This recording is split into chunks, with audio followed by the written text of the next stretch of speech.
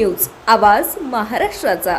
देहू आळंदी पालखी सोहळ्यानिमित्त महावितरणाकडून आयोजित करण्यात आलेल्या आढावा बैठकीसाठी महावितरणाचे प्रकाश गड, वांद्रे, मुंबई येथील नवनियुक्त संचालक धनंजय औंडेकर पुणे दौऱ्यावर आले होते। यावेळी पुणे जिल्हा विद्युत सहनियंत्रण समितीचे सदस्य संतोष रमाकांत सौंदानकर यांनी धनंजय औंडेकर यांची भेट घेऊन त्यांच्या नियुक्तीबद्दल अभिनंदन केले।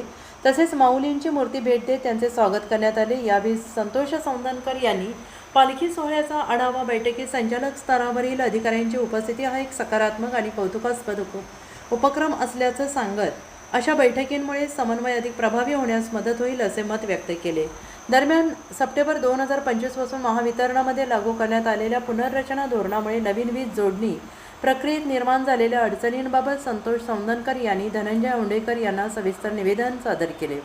ग्राहकांना होत असलेला त्रास लक्षात घेऊन या प्रक्रियेत तातडीने सुधारणा करून नवीन वीज जोडणीचे प्रस्ताव जलद गतीने मंजूर करण्यासाठी आवश्यक उपाययोजना कराव्यात अशी मागणी त्यांनी केली आणि या निवेदनाची दखल घेत ग्राहक हिताच्या दृष्टीने योग्य ती कार्यवाही करण्याबाबत सकारात्मक भूमिका घेण्याचे आश्वासन धनंजय औंडेकर यांनी दिल्याची माहिती यावेळी देण्यात आली।